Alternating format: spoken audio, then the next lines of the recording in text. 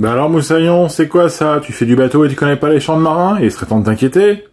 Bonsoir, merci de ton accueil. Avec Donc plaisir. tu es le président de l'association Sabordil. Oui. Est-ce que tu peux nous parler un petit peu de l'association et de vos différentes activités, s'il te plaît? Alors l'association, on l'a créée en 2012 avec une vocation de cours, en particulier d'accordéon, diatonique, chromatique.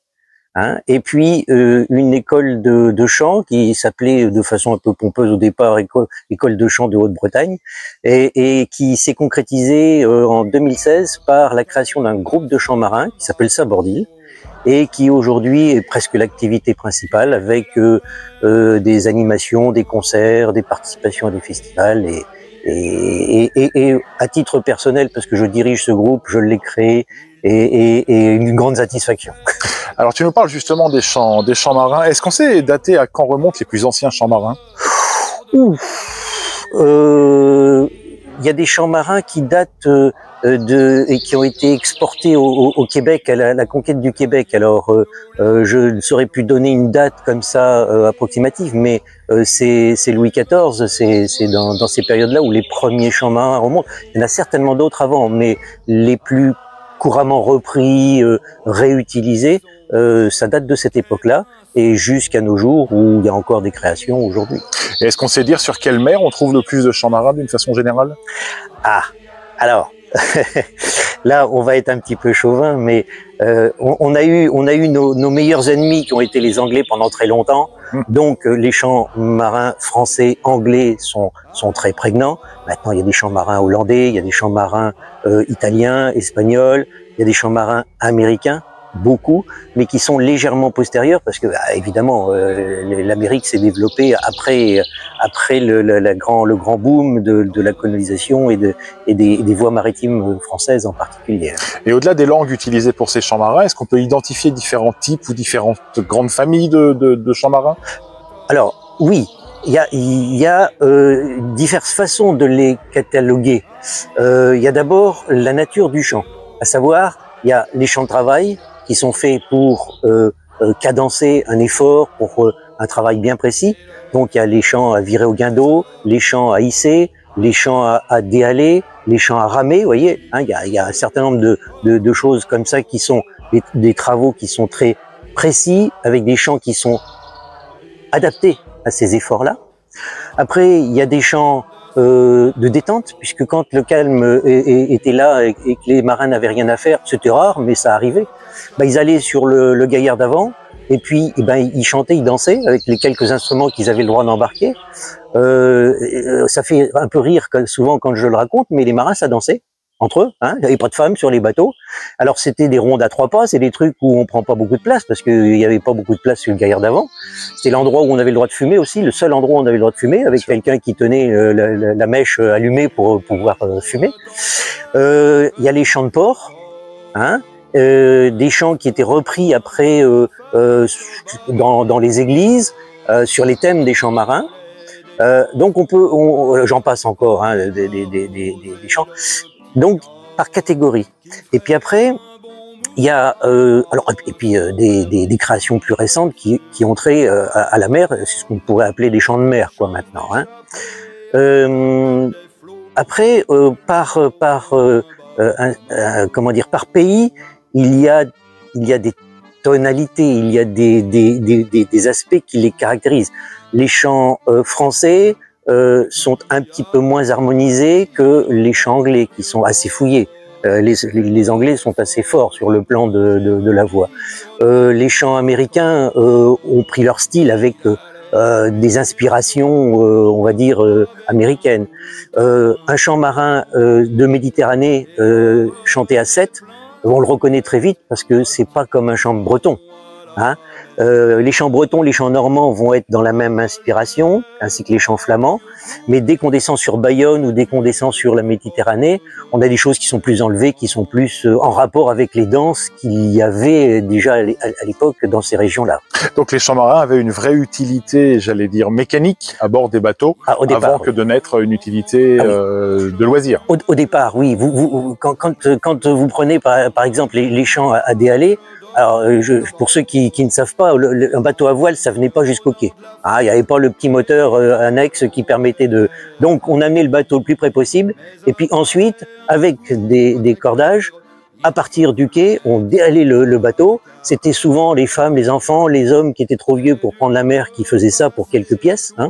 Et donc, il fallait tirer. Mais quand on tire un bateau de ces tonnages-là, c'est pas chacun qui tire à son tour, c'est en même temps qu'il faut tirer. Et donc les champs à déhaler, par exemple, ce sont des champs dans lesquels on a un temps fort qui correspond à un effort, à un pas à ce moment-là, hein, comme les champs à virer au guindeau ou les champs à hisser. Eh bien, quand on n'hisse pas une voile comme ça, comme on pourrait dire, allez hop, c'est parti, on fait ça comme ça et puis on tire. Non, non, il faut tirer à ce moment-là à un instant précis, parce que pendant qu'on tire verticalement, il y a les autres qui tirent derrière, après la poulie, de façon horizontale, et il faut être synchrone, parce que sinon, tout seul, on a beau se pendre sur sur le bout, la voile, elle monte pas. Hein. Donc, c'est une vraie utilité, et c'est une des choses qu'on essaye, nous, au niveau de Sabordil, de respecter, c'est-à-dire que il y a deux façons d'aborder les champs de travail. C'est de dire, on les fait comme ils les faisaient à l'époque. Bien. C'est rude, c'est brut, c'est beau, mais pour un public d'aujourd'hui, ça manque un petit peu d'harmonisation, ça manque un petit peu d'attrait. Ça peut paraître trop rude à la limite, de mon point de vue. Donc, on part des champs de travail tels qu'ils étaient faits. Vu qu'on a des femmes dans le groupe, on harmonise souvent à deux voix.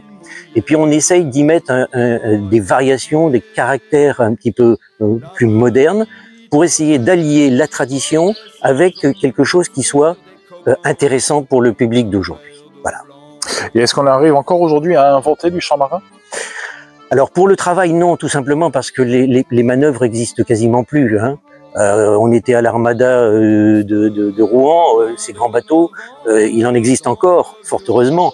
Hein, les 4 mabarques, il y en a encore, il y en avait un à Rouen sur le quai, mais ils deviennent rares. Donc il n'y a plus une opportunité fréquente d'avoir des champs de travail et donc d'avoir des créations de champs de travail. Donc on peut pas dire qu'on en trouve aujourd'hui. Il y a beaucoup de reprises qui existaient, du collectage qui a été fait. C'est plus aujourd'hui des créations avec des champs qui ont trait à la mer, avec de la poésie, de la nostalgie, ou comme on le fait, quelque chose de construit autour de cette base, de ce minerai qu'est le champ de marin, parce qu'en fait, ce qui est intéressant dans le champ marin, c'est que le minerai de base, il est extrêmement important. Quand on fait les champs anglais, américains, français, et qu'on va du champ de travail au champ de port, au champ de détente, c'est un minerai phénoménal. On pourrait dire aujourd'hui qu'on est plus sur du champ d'inspiration maritime que du champ marin, c'est ça? Pour les compositions modernes, oui. Le champ marin, c'est une transmission orale ou une transmission écrite? Alors au départ, c'était une transmission orale, évidemment, hein, puisque comme dans le chant traditionnel qu'on trouve en Bretagne ou dans le Pays gallo, on voit bien qu'il y a les mêmes thèmes, hein, les mêmes paroles, et qui se déclinent sur des airs différents ou sur des reprises qui ont des variations. Donc manifestement, il y avait une tradition orale, comme pour le chant traditionnel. Et puis il y a eu du collectage qui a été fait assez vite, hein, dans les années 1920, et puis ça s'est poursuivi jusque dans les années 50. Et à partir de là, il y a eu une fixation en quelque sorte, avec la tradition est devenue plus écrite, avec des partitions.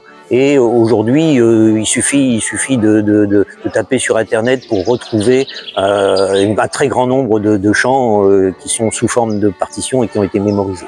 Qu'est-ce qui, toi, personnellement, t'a attiré dans le champ marin et t'a amené dans cette pratique? Alors, d'abord, étant jeune, j'étais un peu voileux, hein, mais bon, surtout sur du dériveur, c'était comme beaucoup de jeunes, un petit quillard aussi à un moment donné, mais Qu'est-ce que tu avais comme bateau? C'était un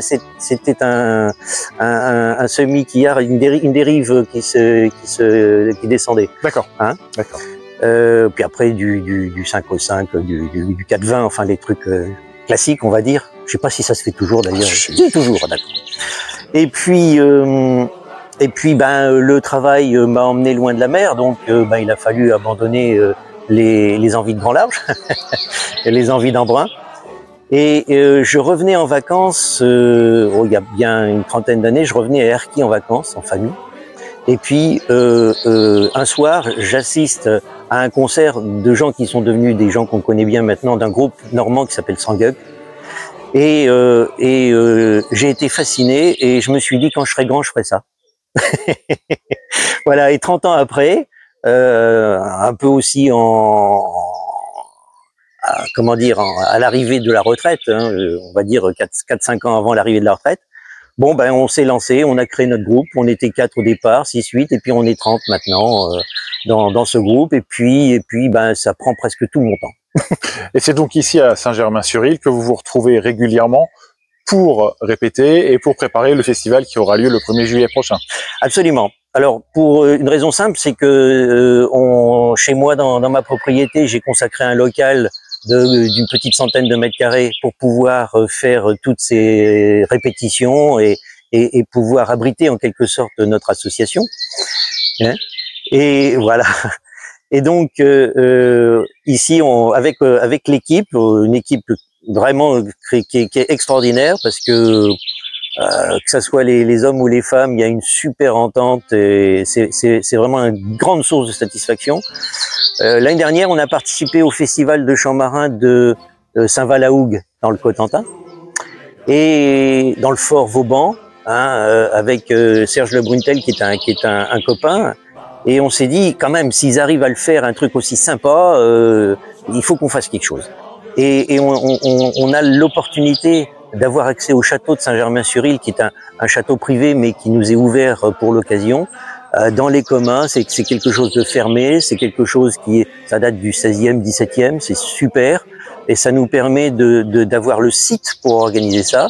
Et puis, ben, on s'est lancé. Au 1er juillet de cette année, ben, on va avoir un festival qui va aller en concert en continu, en gros de 15h à 22h30, avec 4 groupes différents qui vont succéder, avec ce qu'il y a dans tous les festivals en Bretagne, à savoir galettes, saucisses et les crêpes, la buvette, bien sûr. Hein.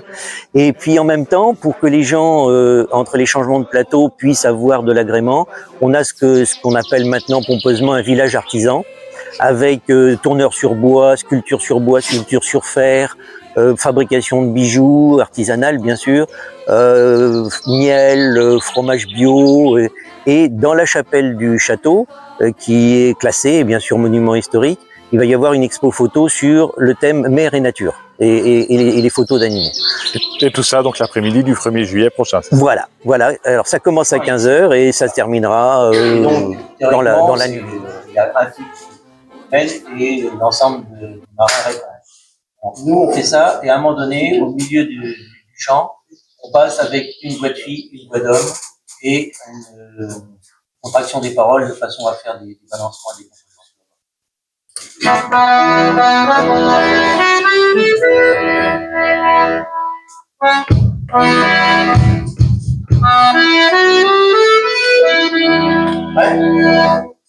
Le capitaine de Saint-Malo, il fait la pêche au cachalot.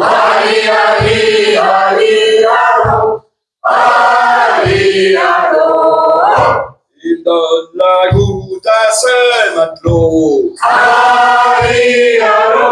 À grands coups de barre de guindeau. Et du sel dans le beurre, respiration, ce regard qui s'allonge, et là on respire pas, hein. Ce regard respire et ça va. On respire pas. Non, je crois pas, hein. Alors, ce regard Au fond, il vous prend pas plus qu'ailleurs. Du lâche sur la main et du sel dans le beurre. Ce regard qui s'allonge, une musique qui nous revient, quelque chose qui monte, la tête qui nous retient, quelque chose qui monte, la tête qui nous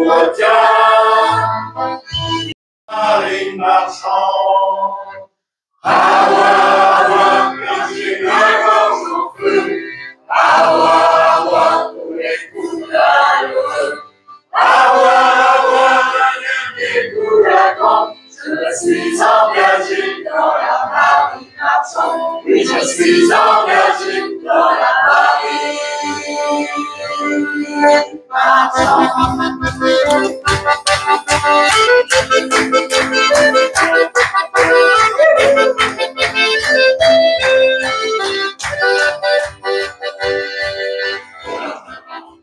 Est-ce que tu peux nous parler des partenaires avec lesquels tu as pu monter ce festival? Alors, il est clair qu'un projet comme ça, même si ça reste modeste par rapport à un grand festival comme Paimpol ou d'autres festivals, il était évident qu'on ne pouvait pas l'envisager seul. Hein. Notre petite association n'avait pas la possibilité de le faire. Je me suis donc adressé dans l'ordre à la commune, qui nous a très fortement soutenus parce que ça fait vivre la commune et puis ça fait parler de Saint-Germain-sur-Île. Commune de 1000 habitants, on a un festival de chants marins. Alors tout le monde se gausse en disant oui, le port de Saint-Germain-sur-Île est bien connu.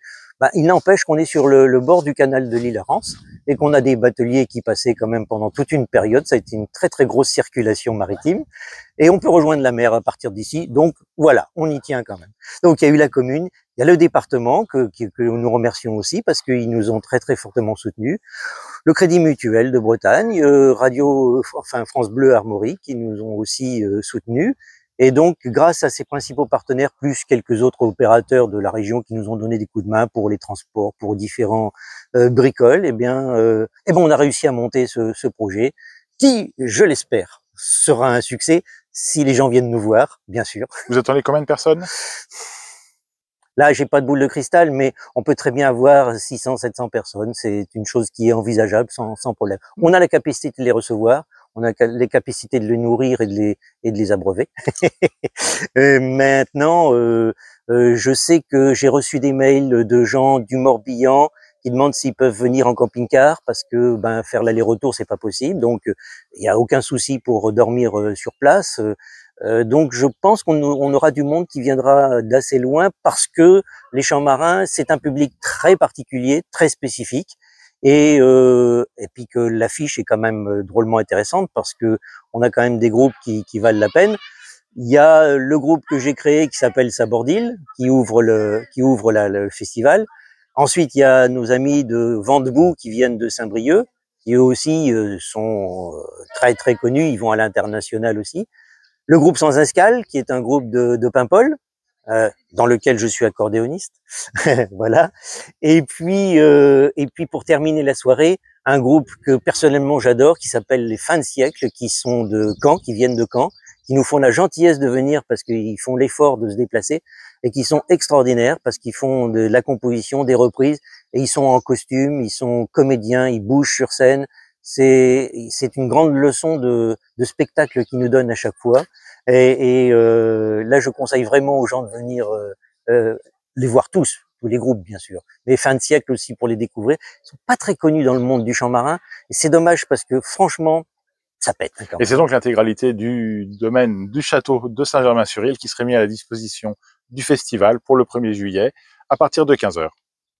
Festival du chant marin dont on parlait à l'instant, on vous attend, les organisateurs vous attendent et moi aussi, les plus nombreux possibles, avec une météo aussi brillante et aussi agréable que celle que nous avons aujourd'hui, classique en Bretagne. Si vous êtes sur l'eau, je vous souhaite du beau temps et bon vent. Tu aimes ce que tu viens d'entendre? Alors n'hésite pas à republier, à liker et à t'abonner à ma chaîne.